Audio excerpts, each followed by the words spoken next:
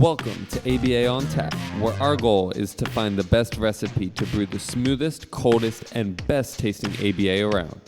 I'm Dan Lowry with Mike Rubio, and join us on our journey as we look back into the ingredients to form the best concoction of ABA on tap. In this podcast, we will talk about the history of the ABA brew, how much to consume to achieve the optimum buzz while not getting too drunk, and the recommended pairings to bring to the table. So without further ado, sit back, relax, and always analyze responsibly. All right. And welcome yet again to another installment of ABA on Tap. I am your co-host, Mike Rubio, along with Mr. Daniel Lowry. Daniel, how you doing, sir?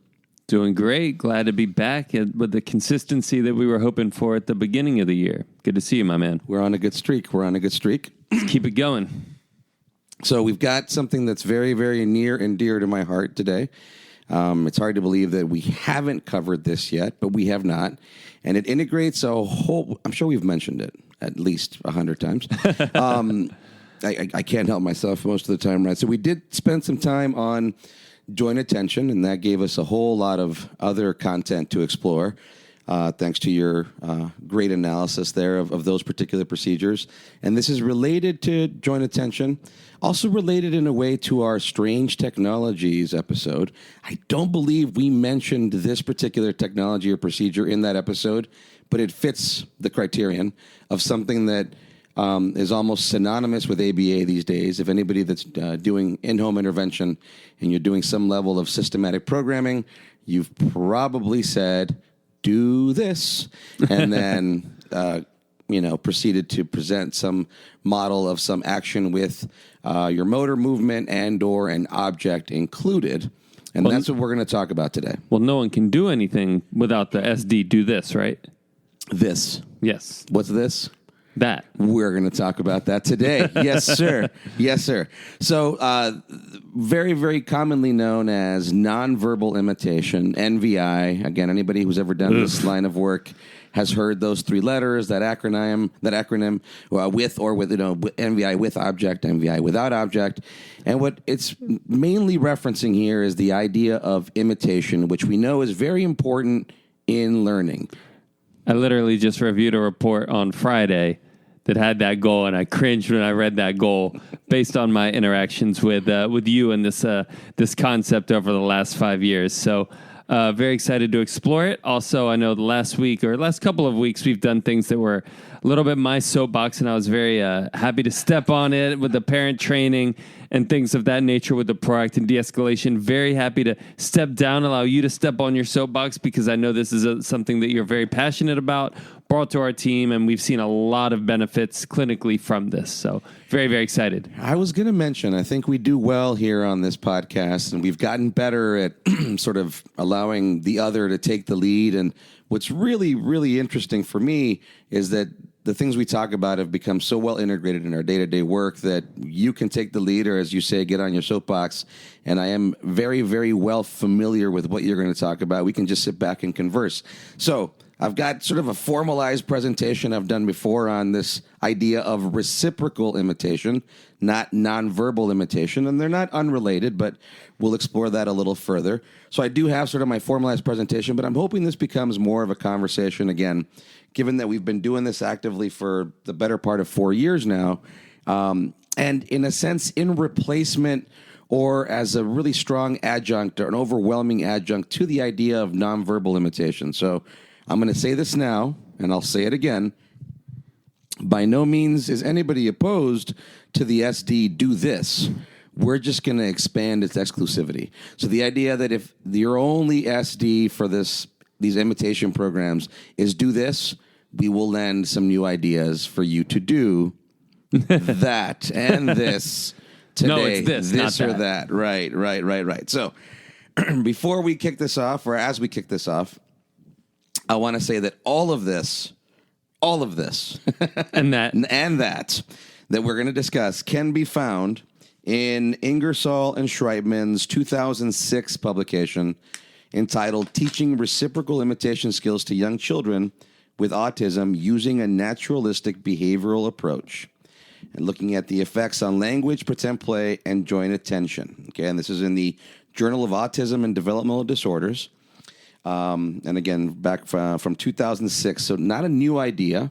Certainly not something I invented, but I think that what we've been able to contribute to this notion of reciprocal imitation is our own naturalistic implementation.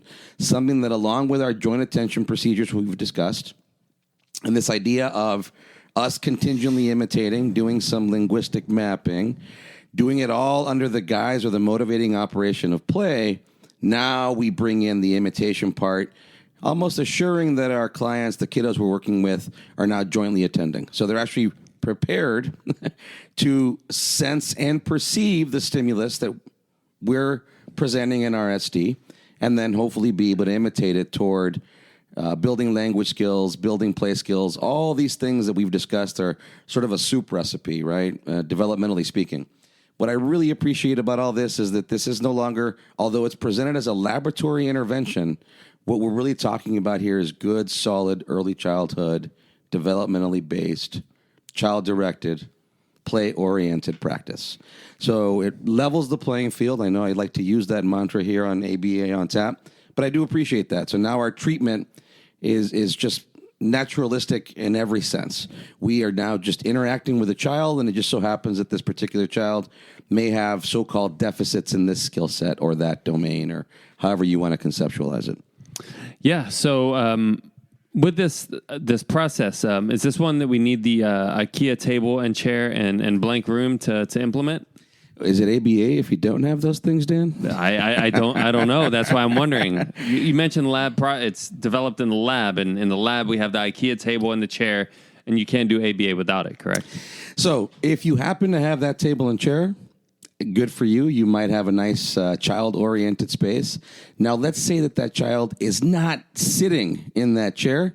What? You can still do this procedure and not necessarily wrestle them down physically, prompt them physically in order to sit in that chair and be able to see these things. So again, under the guise of or the umbrella of play, the motivating operation of play, they can do this if they're standing on their head, sitting, lying on their side, as long as their visual and or auditory attention is maybe focused on you or something else that is lending an SD to be imitated. This can be done. Whoa. Wow. That's amazing. That's amazing. But that would certainly be a minus for the following instructions and the attending goals and things like that. Of course. Of course. No IKEA table or chair required, at least not for this particular set of procedures we'll talk about today. And again, and you know, we joke around. We were speaking facetiously here. Of course. But it's such a standard, and it was such a standard that was so prevalent when we first got into the field. Again, to the point of the suggestion, the premise that we might physically prompt a child to stay in that chair in order to deliver said SD, knowing that there's a bunch of assumptions there that we will be violating today, and a bunch of assumptions that we violated in other episodes, and saying, you know, we standardize, we analyze the practice of the procedure to look this way, and it doesn't have to look that way. It just has to hit certain key elements, right? So in this case, we're jointly attending. The child is looking and or listening more or less in your direction, where you're able to now demonstrate something. And oddly enough, it starts with the idea of contingent imitation, right? So just to recap what that is, this is us as the professionals, as the RBTs, as the BCBAs, now in interacting with a child and within reason and logic, imitating the things they're doing, both physically with objects and or vocally. Yep. Right? So the idea is you are imitating the child. Why? One reason, and well, actually two reasons. Number one is you can't imitate unless you're paying close attention. Yep. So yes, I might even ask my staff to put the data aside during this time. I did. I said it. Said it. I might be in trouble. There might be some of you out there. Are we going to miss a trial? We might miss a trial. Yes. No. So you pay attention, put the data aside, you imitate them within reason, right? Sight, things they're doing, actions, sounds they're making, vocalizations. Sometimes people might feel awkward in terms of imitating vocalizations outright. So I say, we'll put in real words contextually in there that match the intonation. So if a child's like, oh, you like that particular toy. Yeah, I like it too. So you're responding, you're imitating, you're matching or imitating some level of inflection there. Sure. As again, at the same time, imitating actions a little bit. So this means if the child walks toward a certain object, you walk in that direction too. If they crouch down to look at it, you crouch down to look at it as well. Again, everything within reason. You're not going to imitate things that are dangerous or, overly exerting onto the surrounding environment, or that maybe the parents are going to find displeasing. But you're doing your best to imitate their actions in an effort to make sure you're paying attention, and then maybe more importantly, to make sure that the child begins to notice you. They start seeing and hearing themselves back. So what you're saying is we're really focusing on what we're doing, and we're making the therapy dynamic from the RBT, behavioral interventionist, whoever's working with the child's situation. I think so often we present the same SD in the same way. So in ABA, we look at behavior as a product of the environment, right? But for some reason, so often we present the same environment and expect a different behavior. We say, touch your nose, touch your nose, touch your nose, and the kid doesn't touch their nose. And then we prompt them, and then we say, touch your nose again. But what you're saying is let's dynamically figure out other ways that we can get them to independently touch their nose without presenting the same SD the same way every single time. And I think that's really valuable. I said the table and chairs thing kind of facetiously, but I think, there's a larger point behind that. And that you mentioned the reciprocal imitation comes from just normal early childhood development. And I bring up the table and chairs to just show how far sometimes we've gone, like you mentioned, with strange technologies of ABA from just typical early childhood development. So I wanted to highlight that kind of facetiously, but the underlying tones there I think are important. You bring up a really, really excellent point, and I don't know if you intended to, but I think there's a notion of standardization here that we have to credit ourselves for historically, right? Sure. Now, to your point, it was our downfall at the same time. We became so standardized that we sort of lost the elements of ABA or behavior modification somewhere in there, better yet, learning theory. The idea that, yes, repetition is important to learning. How you conjure up that repetition, though, clearly is going to have some level of impact on the learner's engagement, their satiety, and or their deprivation. The value of reinforcement that might be available to them, given how motivated they are just concurrently being reinforced by the activity that you're engaged in. And this is where the idea of play as the motivating operation is of utmost importance, right? So, excuse me. We are so systematic and methodological, as we should be in the philosophy of science of ABA, that sometimes we will task analyze things like play. Sure. And put them into a sequence. Now, that's not incorrect in and of itself, but the way we were doing it in this sort of unitary, singular fashion, sure. This is the only way this game is played. This is the only way I can present colors to you is through this matching folder or whatever, teach style activity might have made its way into your programming. Sure. So in that sense, I think we limited the variability, the variety with which we were willing to engage in. And then we wondered why generality was a problem. Sure. Yeah. We, like you said, we overtask analyze these things. Think of the games that we've taught these kids with turn taking, right? And we have to break down, well, what do? You take a turn and you say my turn, and then you say your turn, and then you take a turn. And how much time was wasted in playing a game of Guess Who or Battleship or whatever, with every time I have to say my turn, now you get to go, your turn, you get to go, and how much energy that took for a lot of our clients. And now they're not even playing the game because the focus is on them vocalizing the turn taking, which is an important skill. But like you said, because we had to task analyze it so we could, proliferate it on a greater scale to other people and explain it to them in a way that could be easily imitated by those people, hopefully reciprocally imitated by those people, we lost the whole context of everything we're doing. And I think you made a really, really good point, too, when you said using the environment as the motivating operation. That's where the do this, I think, struggles and almost circumvents that. because now the environment isn't the motivating operation. Now the SD is the do this. And we're taking these kids that a lot of times, individuals that a lot of times really lack environmental awareness and maybe go into a room and aren't really pointing out and tacting and things like that. So they struggle with an environmental awareness. And instead of us saying, let's show you all these things in your environment that might be motivating and might spark your interest to then initiate a man with us, we're going to say, no, the only thing you can pay attention to is us and this singular SD of do this. Well, and if you think about how stripped down then the actions became, how decontextualized, Of course, the idea of this became. So you alluded to it earlier, do this, and now the person's touching their nose as the visual part of that SD or that instruction. Well, what's the purpose of touching your nose?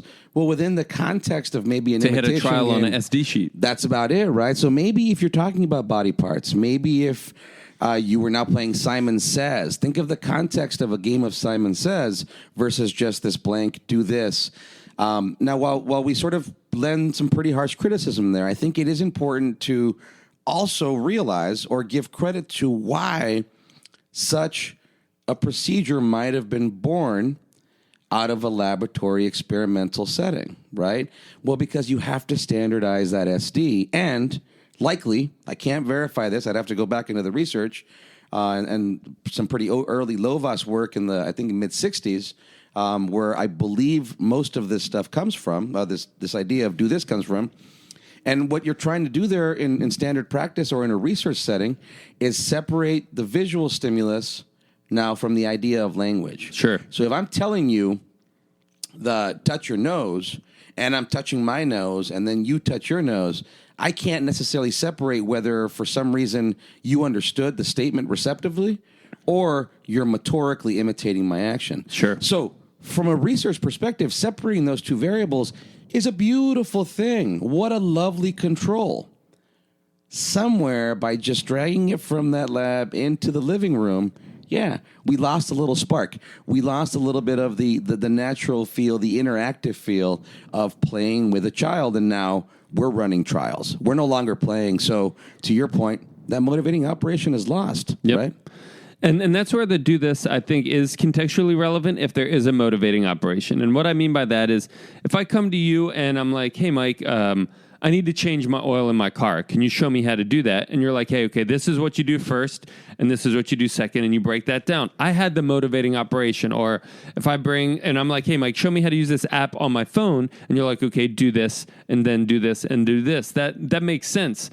But if I'm just sitting in a room and you're like, do this out of nowhere, then I didn't have a motivating operation to listen to you for whatever reason. And if you're doing that, and historically in ABA, the motivating operation was something completely artificial. I was touching my nose and then receiving the iPad or a high five or something like that. So completely non-related. So those things never contextualized back into anything that was going to be functional for that individual's life. It just was able to give us a target that we could go to an insurance company or whoever and say, yeah, look, this child can touch their nose. Look, do this. And they can touch their nose. But like you said, never generalized into anything that was meaningful to their life, and therefore almost a violation of the first dimension of ABA, applied in social significance, because they weren't using it for anything socially significant in their life. And it speaks to the aspect of compliance, which I know we've alluded to here in terms of moving away from that whole notion very quickly. That's what it is. We've pre-selected targets, right, for most of these programs. And yes, they're targets that are related to milestones, so they're very logically selected. It's not like we've missed the point there. But within the framework, in terms of the motivating operation, again, back to your point, yeah, it's completely decontextualized now, right?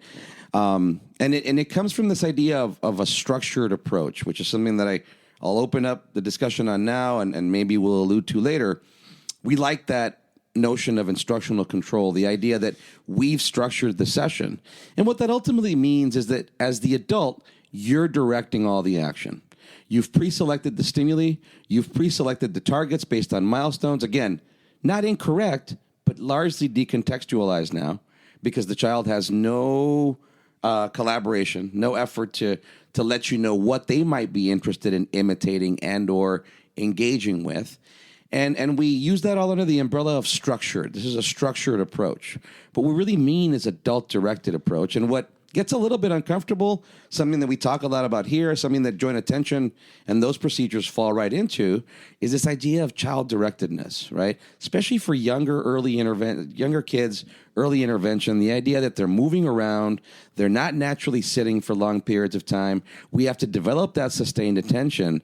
This fits in beautifully. Sure. Because they're doing something. They're playing with something within reason, again, that we can make safe, begin to imitate them contingently now towards this notion of reciprocal imitation. And really quickly, what that means is, you're sliding a car back and forth on the carpet. I grab my car. I start sliding that car back and forth on the carpet. The moment you notice me do it, I wait for you to do it again, and then I follow suit. We do that back and forth a couple of times, and then I find my mark and my moment when you're staring at me, and now I make the car jump. Now, what happens if the child doesn't follow suit? Well, you still have the option to prompt, but what I prefer is go ahead and go back to imitating them. And then once they notice you, you come right back out to presenting something they can imitate. Hence the idea of reciprocal imitation. And your favorite part of all here, Dan, is you can actually say, I'm rolling the car. Now the car is jumping. You can use actual nouns and verbs in your phrasing of the SD.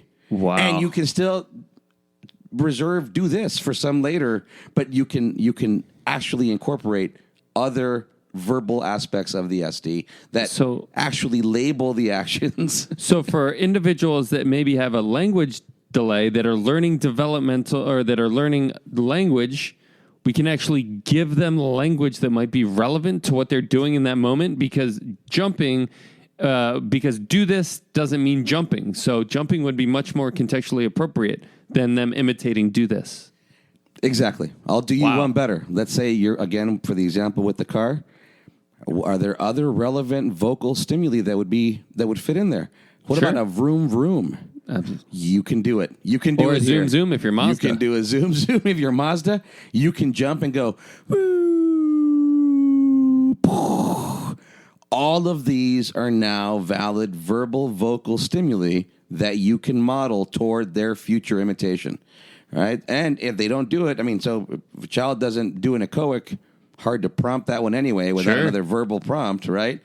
So you go right back to that dance. So it becomes this dance between contingent imitation, you doing what the child is doing within reason, as you also linguistically map, commentate their actions, your actions, talk about other SDs in the environment. Imagine that. We've said it here before. We're not the only source of SDs in a child's environment. Say what? Even in a one-to-one session, there are sounds and sights abound all around them. Wow, which is probably going to help generality for when we're not there. Imagine that, especially if you can include the parents now in this game of imitation and rolling the cars around and making them do different things. So it's not, eons beyond what we've done before, but we're naturalizing and contextualizing the application of imitation, knowing how important it is to learning, and then for our purposes here on the podcast, now knowing that it's being posited along with joint attention, along with our own imitation of the child's actions and sounds, along with our own linguistic mapping, all under the umbrella and the motivating operation of play. And child-directed play at that, right? So imagine this. You spend plenty of time doing this cognitive or contingent imitation and linguistic mapping with a child, which makes you pay attention. Yep, you might put the data away for a little while.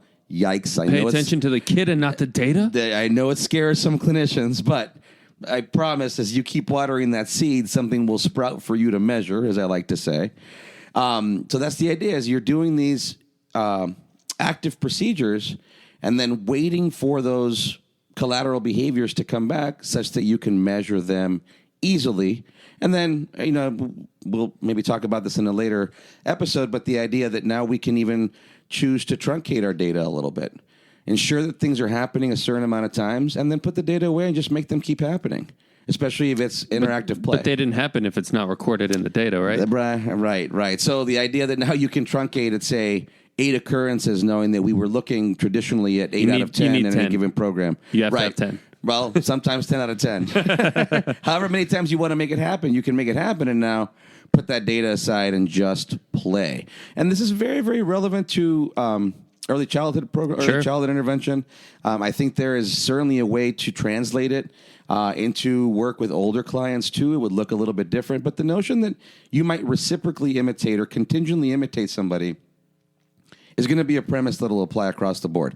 You have to be ready not to be socially irrelevant or impertinent, right? If you're mimicking somebody, that could be insulting or a little bit aggravating. Of course. But the idea that you are even repeating somebody's question back or words back to them in an interrogative form, imitating that back, letting them know that you're paying attention to them such that they may pay attention to you in some near future. Yes, that's a great example of authoritativeness, not authoritarianism, as we talked about in a previous episode. You brought up an interesting point when you talk about labeling what an individual is doing. So instead of saying, do this, saying, oh, you're rolling the car or zoom or something like that. And as you brought up this kind of fade from nonverbal imitation to reciprocal imitation is how we label things. That obviously took a little while to kind of catch on. But I think some of the things that you really, when we were making the switch, you articulated very nicely is, well, what exactly is non-vocal about this situation? Because you're giving a vocal SD, do this. And if the child vocalizes something back, and we're always trying to work on vocal skills, are we going to punish the child for that? And if a child has developing language, wouldn't it be better if we actually presented the antecedent that's relevant to the behavior than some arbitrary thing, do this? So I think that was really, as you explained it to me and I started to kind of really understand your thought process there, was really enlightening. Another thing you mentioned was the structure and the adult-directed, and how a lot of times we look at structured and it's almost synonymous with adult-directed. I think this really highlights when we collaborate with schools. I've been in a few IEPs recently, and it's very interesting because I think I see this on two sides of that coin. One is that oftentimes schools are very structured, i.e. adult-directed, and the teacher gives an instruction and the kids have to follow it. So there's not a lot of individualization or following what the kid wants to do, which I kind of understand. And the flip side of this is sometimes our advice is either not applicable or almost taken combatively by the school, because a lot of times our advice is based on our structure and our adult directiveness, which does not transfer into the school structure or the school's adult directiveness. So again, that just kind of shows how a lot of these environments can be so authoritarian and so adult directed. What I will pass it back to you, and I think further clarification could be useful, is if you could clarify the difference between contingent imitation and reciprocal imitation. That's great. That's great. So contingent imitation, you're going to look at that just from the clinician or adult's perspective, in the sense that you're observing the child and you're imitating their actions and their sounds specifically. And again, the two main points for that is that in order to imitate somebody, you have to be watching and listening almost exclusively to them. Yes. Right? The other part there is that by imitating somebody, both vocally and or motorically, you can almost assure that they will lend their attention now back to you jointly, meaning they will likely shift their gaze and or auditory attention in your direction. Okay. At which point now you're ready to make the shift into the reciprocity. So I'm imitating you, and as soon as I think that I've got enough of your visual and or auditory attention, whatever might better fit the situation, am I going to make a sound for you to imitate? So the echoic fits in here nicely Sure. too. We're going from echoics to tax. Am I doing now a motor action for you to imitate? Because if it's just a sound, then maybe you don't have to be looking at me. I just have to be imitating your sounds back to you, and then when there's a nice break, I make a change in that sound. So the idea is that by contingently imitating somebody, you get their attention, you notice them exclusively, you get their attention, and then you start presenting stimuli for them to imitate, either vocal and or motoric in nature. So I hope that might clarify that decently. So with the contingent imitation, it's almost an echoic. They're rolling the car, you're rolling the car. They're jumping, they're jumping. With reciprocal imitation, you're presenting novel actions that are relevant to the thing that they're doing, but different than what they're currently doing. And I like that you said novel, right? Because it starts with the idea that you're doing what they're doing. So anything that you present after that could be seen as novel, right? But as soon as they start imitating you, Yep. now you've got two actions that you can go back to with regard to contingent and or reciprocal imitation. So I'm so glad you said that, because it really builds on itself, as opposed to this idea that, again, from a more laboratory approach and an approach of statistical analysis with things like trial types in discrete trial, you might be stuck on roll the car for 3 months.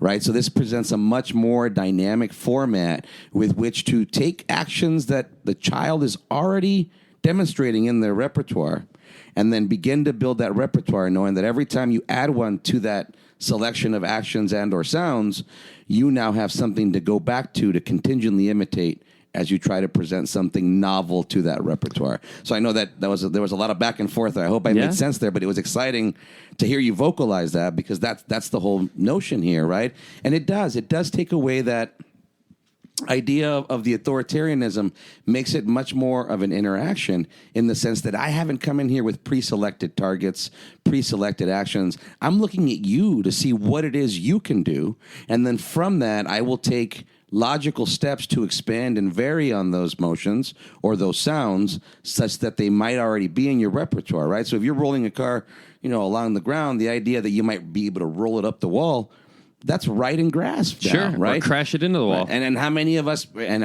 might have picked that target initially without seeing the child play at all? Maybe, people that have a very extensive target list, but then now to think that you're going to implement that into the mastery criteria of trial types, you're going to have a very unenriched, very, very stale environment, if you will. It's no longer play. It's trials. It's drilling, right? So I think one of the issues with, historical, how we've presented these things is that Lovaas did a great job of showing that individuals with autism could learn, of course.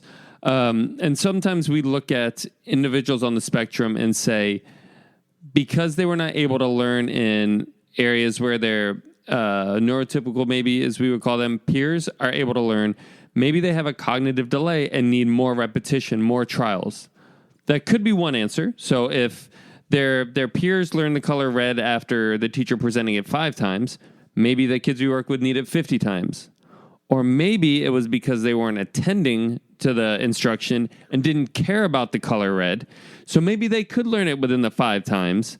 So as you were saying, like contextualizing it back to the roll car, like in DTT, right? We might have had to do it for 3 months just because we only got 2% of their attention each time we presented it. So we'd have to do it 50 times to get 100% of their attention.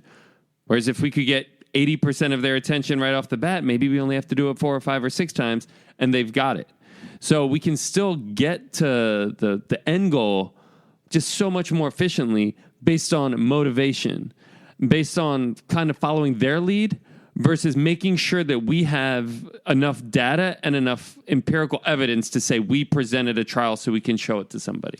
That's really, really well put. You covered so much ground there. I want to grab onto a couple of pieces. It's for sure the difference, our insistence on quantification, which I think is very valid, but then taking that into a more of a social validity. The idea that if I'm a 5-year-old and I'm in a scenario with 3, 4 other same age peers, I don't have to roll the car 10 times after a certain SD. I just have to roll it a few times, and then I'm in the mix, baby. I'm playing. I got some peers. And then I need to make sure that I can imitate some of the things they're doing, knowing that if I do something cool, they might imitate me while I'm doing it, and that, you think that's reinforcing?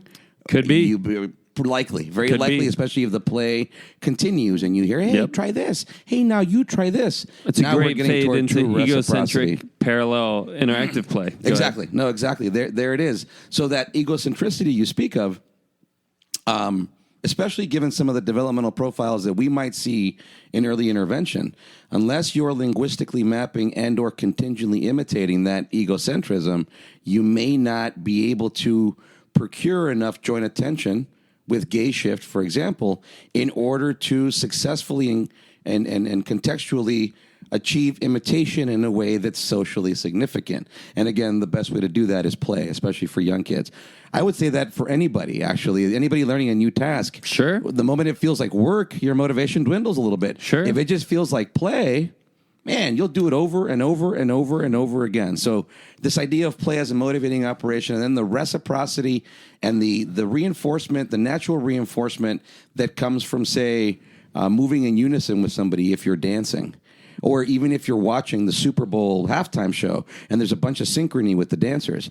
Everybody can find natural reinforcement, interest, engagement in that idea of imitation. And that's all we're basically talking about here is synchrony with somebody else. Goes a long way socially. You bring up an interesting point with play as we're recording in your son's room, who I got to meet or got to say hi to a little bit earlier right before we recorded. You know, he's big into music and into the guitar and drums. And if you're trying to get a kid interested in the drums, you probably just want to give him some drumsticks and some drums and let him beat on the drums a little bit or strum the guitar and say, oh, you like that? Can I show you this and this? If I try to give him a sheet of music and a guitar the first time and say, okay, we're going to play this note and this note and this note, probably not going to have an individual that's very motivated by it. Maybe if they have the diligence and the perseverance to stick through, and then they can see what all of those notes amount to at the end, then they'll stay with it. But I think just like you said, playing in the beginning and then kind of going from that is just going to be that much more effective. You also mentioned something else that you mentioned, you know, a kid being in the mix and playing with the reciprocal imitation. I think you might have added something new to your mix a little bit recently that might have attributed to even your increased sharpness in this reciprocal imitation. All right. Well, thank you, Mr. Dan. You're looking at my little bottle over here. So, yeah. Your empty bottle. Let's talk about mental clarity and its importance toward productivity, okay? It seems like everyone desperately wants to do more, to be more efficient.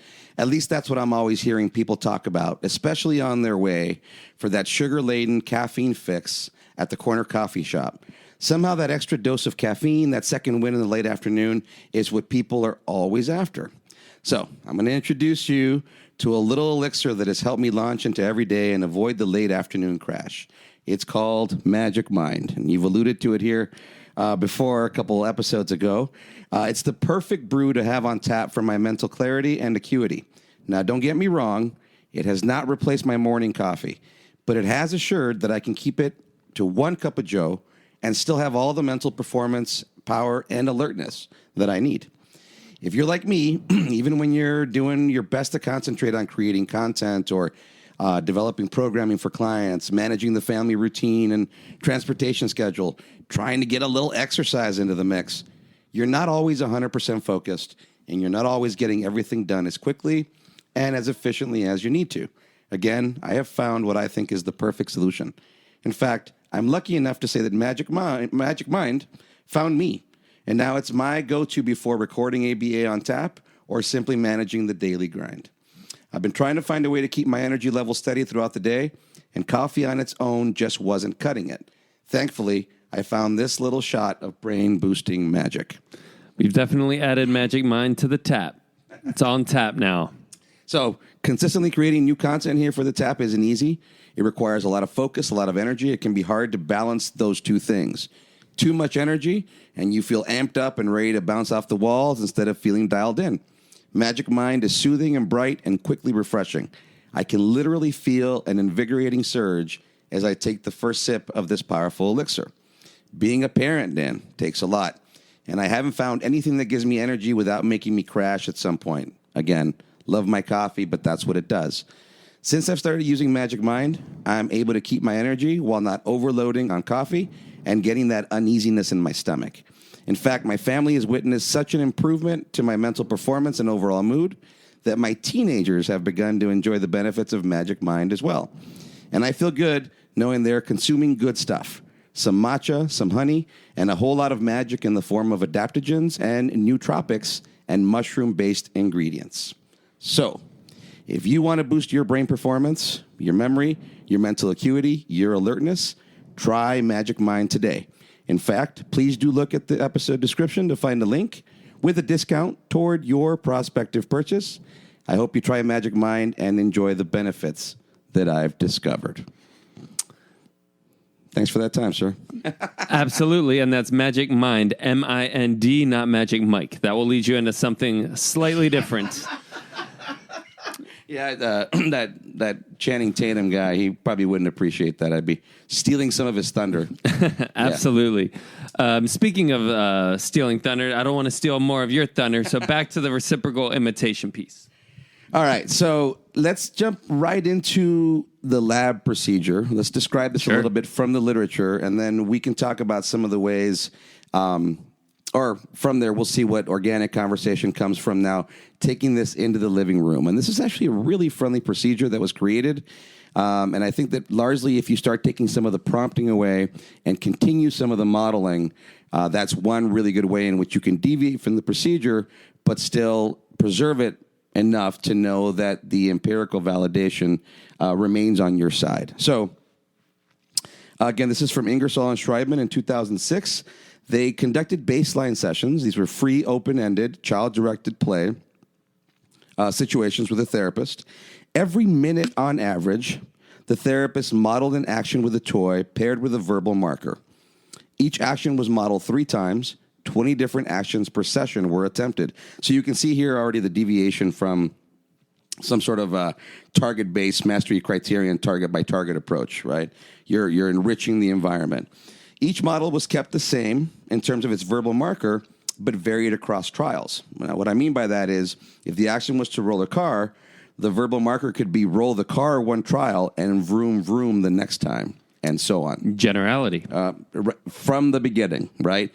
That's the beauty of this. From the beginning, along with joint attention, what you're really doing is you're opening up the idea of gaze shift and attending to the entire environment, not just the SD typically being presented right in front of them. So we could say roll the car or make your wheel spin or push it forward, any of those things. Any of that. Make it go fast. Yep, any of those things that are play-oriented speech now become available to you. Not just I want roll car. Right. No, right. Oh, man. That's the next episode, right? The dangers of I want, I see. Those are the only 2 first-person declaratives in the ABA autistic vocabulary. I want and I see. That's it. And more and open. But we already hit more. So more, do this. Definitely strange technologies. So the effort here is to ensure and gain the child's attention by getting into the line of sight and or using the child's name.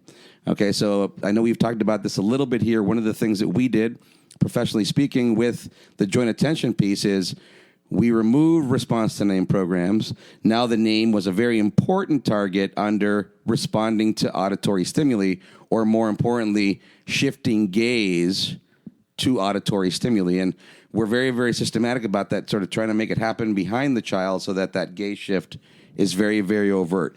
Same thing here as you're doing your modeling and you're saying your words, you're trying to crouch down into that line of sight. The idea is that you're pairing your sound with their sights. They can take you in all at once as within reason, right? You got to stay polite. You got to stay amenable to the situation, not be awkward, but you're really doing everything to gain that visual attention along with your verbal marker. So you're going into their line of sight. You're not prompting them to look at you. Imagine that. Okay. Yep. That's one of those things that I can think back early in my career, and it makes me cringe because I know that I was involved in some similar procedure at some point with a RTN program, right? Yep. Every day we're just trying to get better. A little more humanistic, a little more compassionate. And Yes, sir. Yes, sir. Well, you alluded to Lovas in the early days a little bit earlier, and the idea that he sort of opened up the playing field to say this demographic can also learn. Sure. Quickly implies and very correctly implies that before that, the general social notion was that demographic could not learn. Yep. So there's a lot of progress to be understood there, historically, contextually, and yes, we try to move forward every single day. So lastly, in terms of the lab procedure, no feedback was provided in response to the child's subsequent behavior. So if the child did an action, then you would simply imitate that action or try to now change the action accordingly.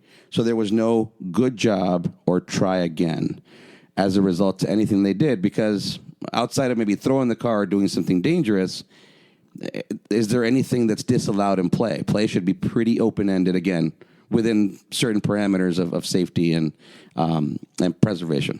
So when you say no feedback was provided, what would the RBT or what was this individual doing in response to the child's behavior? Imitating back, right? So continuing to imitate the child's actions toward trying to get them to understand the model they were presenting and then maybe imitate it back. And creating maybe more novel things for them to do as well. Exactly. That were relevant. So 20 different variations had to be presented, and those sometimes had 2 to 3 different verbal markers. So I think this is one area that we maybe lose some case managers sometimes is they really like having some targets listed down so that they can assure that those targets will be hit. If they're not specifically listed down, then there's a little bit of trust that they have to put into the therapist that they're going to hit a substantial or whatever acceptable number of targets, whether it's the roll or the jump or things like that. There's a level of faith that has to be put into there if they're not specifically task analyzed down there. I don't know if you have anything you wanted to say regarding that. That's a very important quandary to mention. I think that my best suggestion to that is, yes, go ahead and predetermine some actions that might seem contextually appropriate to the play that you want to direct. And actually, I'm circling back to that idea of adult-directed target specificity, the idea that I can make a direct line between something we were doing repetitively and now something the child is expressing or emitting behaviorally.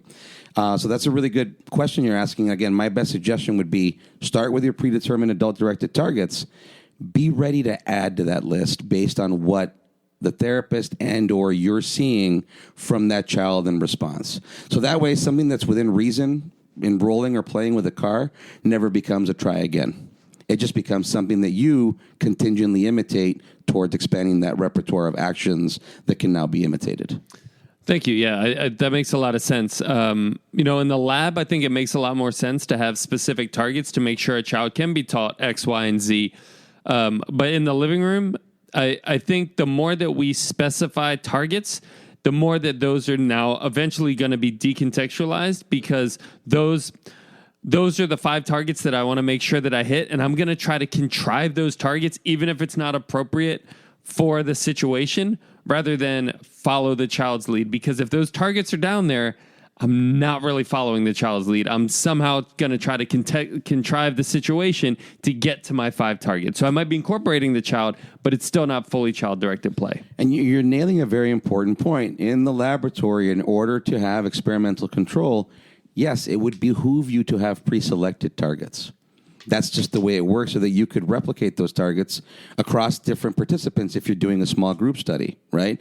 Single subject wouldn't limit you to that. But I think you're nailing it. You're hitting it on the head in the sense that we have a tendency that once we create that adult-directed structure, that is the structure we're going to follow, and it leaves us with little room for spontaneity, let alone this idea of independence, the idea that you might independently choose a play action that isn't part of a predetermined list. Again, predetermined list for play, that's no longer play. Now you're following a routine, which is, again, there's a time and a place for that.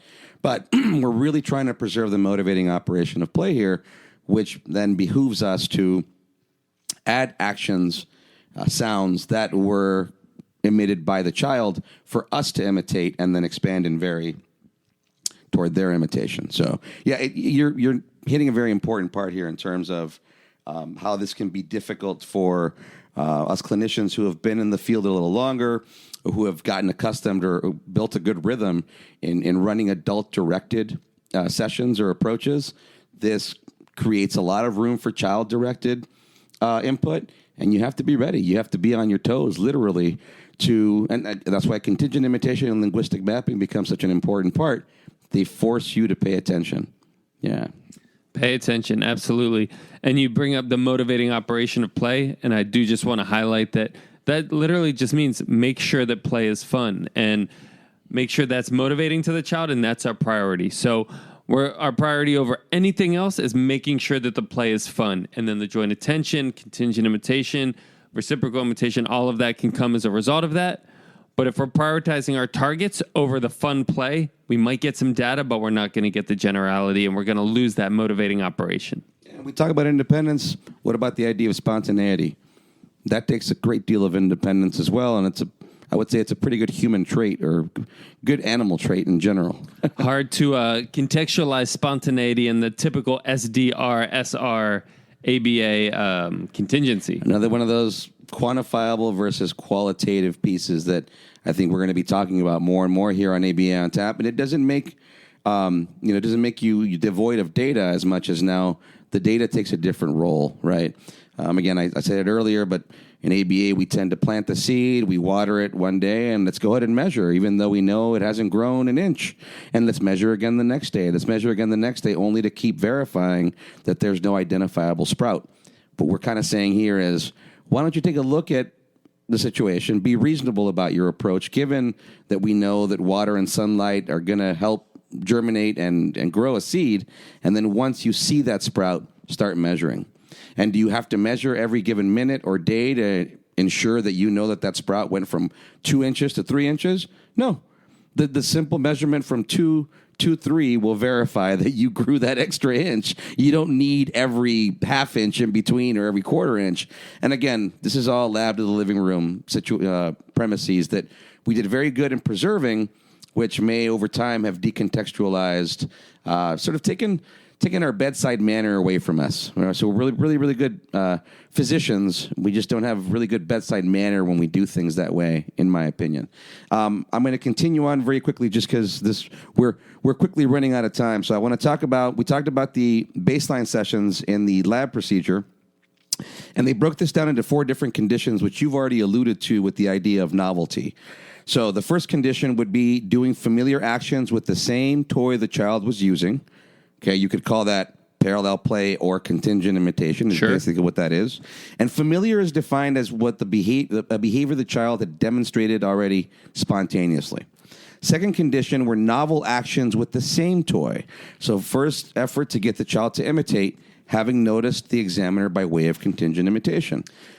So familiar actions followed by novel actions with the same toy? Now, familiar actions with a different toy. So you see how these repertoires are building with regard to actions and or objects. Okay? Sure.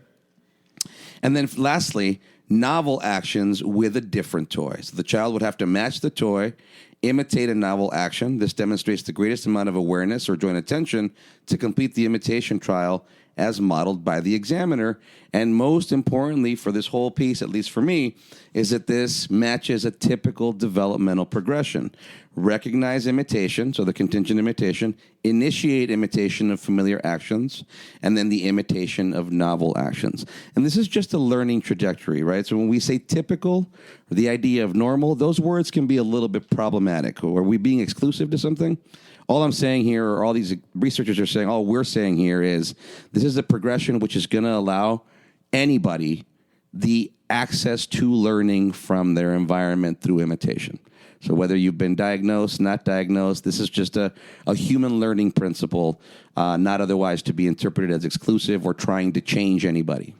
And when you say access to learning through their environment, I might just add in access to learning through the least restrictive environment. Yeah, hopefully. Yes, hopefully, especially with regard to our treatment, knowing that we're immediately baking in the child-directedness portion, the play-based portion. What do you expect kids to do? To play. And we come in here and sometimes derail that. Well, what this is saying is, no, come in, you join it, and then you draw out reciprocal imitation toward further programming and further skill building. Exactly. Yeah, the more that we intervene, the more that environment becomes more restrictive. I remember when I was training at a previous company and we were talking about pivotal response training, and one of the pivotal behaviors is responsivity to multiple cues, being able to learn in an environment with a lot of stimuli. So what we would do oftentimes is destimuli, if that's a word, remove stimuli from the environment so the individual could attend to us better.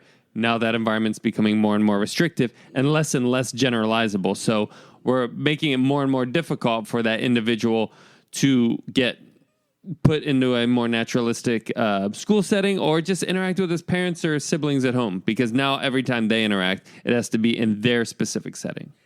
That's an excellent point. And again, the logic is not lost on us. The reason we were doing that is to limit the amount of stimuli such that our particular targets and SDs could be the prevailing targets and SDs. Yes, inadvertently then and collaterally speaking, we were taking away from the enrichment of the environment. We were taking away from the power of generality. We were also taking away stimuli that some of our clients would throw in our faces. Or, yes, we were being practical, but at the same time, there were some risks or some confounds that we were creating toward things like generality, for example. Yeah, and that's where the authoritarian undertones come from, is now we're saying certain stimuli in your environment are more important than other stimuli in your environment, which, to be fair, it happens all the time, throughout life, right? A bus about to hit me as I'm crossing the street is a more important stimulus for me to be aware of than the bird on the tree down the block. Like, there are certain stimuli that are certainly more important than other stimuli, and which is necessary in education. The way that it's currently working, a teacher will say that this math problem is a more important stimuli right now than, I don't know, you thinking about skateboarding or the skateboard in the corner for recess. But again, that's where some of those authoritarian undertones start to come. And we, reference the previous episode where we referenced the Stanford prison experiment, things like that. Obviously, we didn't get to that extreme. But there is a slippery slope you get to when you now have the power to tell people what stimuli they need to pay attention to and which ones they don't, which leads to the whole masking debate and some of the ABA detractors. I won't get into that. We've talked about that. Let's get back to the reciprocal imitation piece. Man, I mean, we might have to circle back and do an entire episode on what you just said, because, yes, the means to an end are very, very systematic, very methodological, very experimentally based, empirically valid systems contributed to our authoritarianism. Why? Because I need you to do this, because as the clinician, this will make you, quote unquote, better. So I need to force you into doing this, when in fact we were missing many other ways in which we could do the exact same thing, but just make it look a little bit differently by allowing the child to take the lead a little bit more. Yep. Yeah, you nailed so many points there. I am going to, in the interest of time, going to move forward to talk about, so we talked about the baseline sessions in the experiment. We talked about the 4 different conditions, and then there are 5 different phases that were enacted as well. And this is where you can think about doing these things in your sessions. I would say they don't have to be in order. They might follow some sort of natural order just based on the way learning ensues. But the 5 different phases would be: in phase 1, no actions are modeled, but only imitated based on the child's play behavior or any imitable action within reason. This allows you to determine familiar actions and objects. So that's more contingent imitation. That's phase 1. Exactly what it is. Or if you want to call it parallel play. Sure. Right, developmentally speaking. Phase 2, you identify familiar actions and items per phase 1. Use the same toy and model familiar actions for child to imitate. So this idea is now all you're doing is you're doing the familiar action back, and then you're waiting for them to do it. This is their action now. Yep. Right? You haven't changed anything. Phase 3, using the same toy as the child, you model familiar and novel actions. Okay? On to phase 4, same as phase 3, but you add familiar actions with a different toy or stimulus. Okay, you see sort of how systematic this is? Lastly, phase 5, familiar and novel actions using both the same and different toys than the child is using. How's that different than phase 4?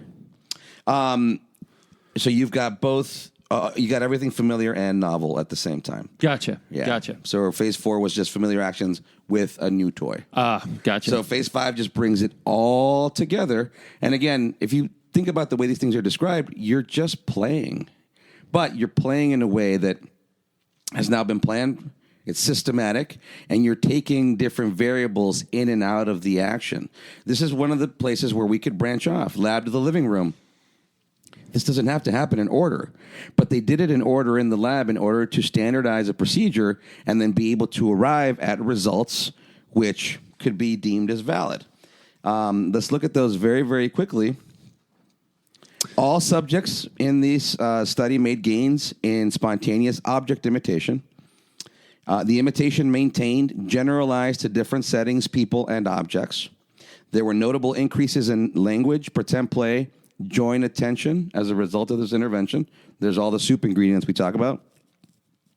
And for me, of great interest here is naive observers found the children to look, quote unquote, more typical at post-treatment, suggesting that the treatment led to global behavior change. That's to say that these kids are out on the playground, these study subjects, You've got naive observers that have never seen any of the children there, and they rate the children based on their activity. Different, similar, are these kids, seeming to play differently or be withdrawn? At the end of the study, they take a different set of naive observers and then now allow them to see the same group of children, at which point now, in this study, those naive observers post-treatment did not see any observable difference in any of the kids, meaning that from a play perspective, our study subjects here were nicely integrated and just frolicking around the playground. You said a term that I really like, global behavior change. I really like that term. It's the difference between working out and saying, well, I can bicep curl this much and I can bench press this much and I can leg curl this much. But how much does that actually help your life? How much are you using those skills? Are you functionally stronger? And that's what that global behavior change is saying. Sure, maybe we could quantify it, but we can say functionally that this child is integrating with their peers and having more holistic benefits to their day-to-day life. At that point in time, it doesn't matter whether or not, to your point, you rolled the car 10 times, because by rolling it 3 times, got you into that global mix. So now maybe you're rolling the car down the slide. Maybe now the cars are getting dug into the sand. Whatever it is, you didn't have to do it a certain amount of times quantitatively in order to reap the qualitative benefits, socially speaking, if we're talking about play. So again, it's not to say that traditionally we had it wrong. We've just decontextualized it so far that we sort of lost the purpose, in my opinion, especially with one of these strange technologies like do this. Remember, it's got to be said like that. I'm not sure if we said it correctly earlier. We were just kind of saying do this. No. Do this. All right? It gets higher at the end. So, which means that now you might be inclined to say, roll car. I'm going to advise against that. Just play. Try not to get into that voice. I am being a little facetious, but again, we've become so standardized, so systematic that even our inflection in many ways in delivering SDs has become singular. You know when that's really obvious? When we have clients that have peers that aren't on the spectrum and you see them talking to their child or their sibling with autism, do this. And you're like, oh, wow, wonder where they got that from. Hey, Dan, good job. Yep. Good job with that comment, Dan. Thank you. So in wrapping up reciprocal imitation, it seemed like both the 4-step and 5-step procedure started with a familiar object, familiar action, stayed with the familiar object, novel action, new object, familiar action, new object, either novel action or novel plus familiar action. Exactly. So it's contingent imitation. You're imitating them. They notice you. You start changing first the action, and then you change the object, and then you interchangeably do both. And again, if you just follow that progression from the idea of I love the way you put it, egocentricity, I'm playing on my own, to now I'm playing next to somebody doing things that are similar, to now I am playing with somebody doing things that are similar and or different from what they're doing as we drive the cars around the playground. And what I really like too, in the honor of being truly child-led, is that if they're not doing what we want them to do, we're not prompting them and say, you need to. If I'm on step 3 with the new object, or even step 4 with the new object and the new action, and they're not doing it, I'm not going to prompt them, because that's going back to adult directed. I'm going to go back a phase and do it with their object until they gain attention. Or I'm going to modify my behavior, not prompting them, not really touching them or anything like that. I'm going to allow them to truly lead that interaction. And that's what it's become, is this dance, as I like to say with staff, this dance between I'm imitating you, you're imitating me. Yep. And then, yes, there's still a time and a place for the prompt, assuming that you've developed or that your client has demonstrated assent and is saying, show me how to do something, or I'm Absolutely. okay with you guiding me through this with a prompt. You still have that in your back pocket. What we have found in practice, as you know, is prompts are largely fading away because we're doing everything from the antecedent base on the front end. I can vouch, yes. I've seen sessions like this. You've had me zoom in before, and it really is amazing to see the level of engagement that the kids have and the level of power. And this is literally the opposite of masking. Like, kids are just in their element, doing their thing.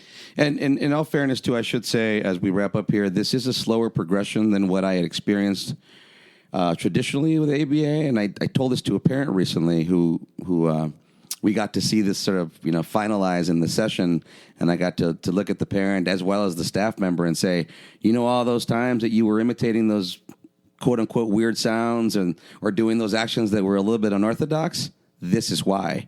As the child was sitting there imitating the RBT through a song, head, shoulders, knees, and toes or something, right? And it was just really neat to see, again, all of that happen organically without the need for prompting on the back end, which was something that traditionally, was a very, very strong premise. The idea that this was part of the learning, that you had to recreate the exact action based on your target that was already pre-selected in order for any type of positive behavior to occur.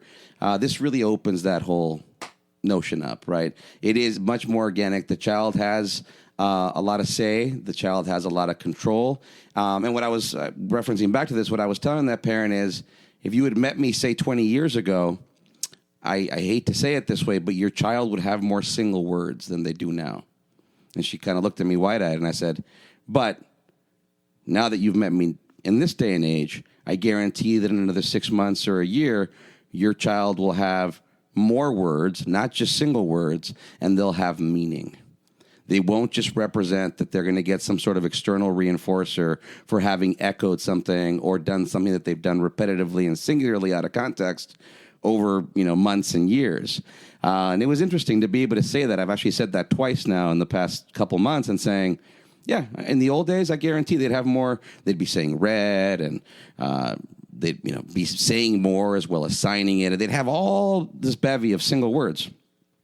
They would not have the awareness, and now I assure you they're going to have more than single words. They're going to speak, and they're going to do so contextually and with meaning and with social relevance. And I wholeheartedly feel that, and I think a lot of that has to do with us stepping back and looking at things like joint attention and now reciprocal imitation from a much more client or child-directed perspective. That's valuable, man. I couldn't agree more. And it's just cool, like I keep using the word humanistic element that the therapy does now, and how it's just like you're working with somebody. You're not telling somebody what to do. You're working with them as an active member of the treatment program, and it's really empowering. That's probably the best word, empowering. I think that's a perfect way to end this, sir. Thank you for wrapping it up like that. Empowerment. Empowerment is the key here. Absolutely. Or at least one key here. Well, empowerment and? Always analyze responsibly. All right. Cheers. Cheers, man. ABA on Tap is recorded live and unfiltered. We're done for today. You don't have to go home, but you can't stay here. See you next time.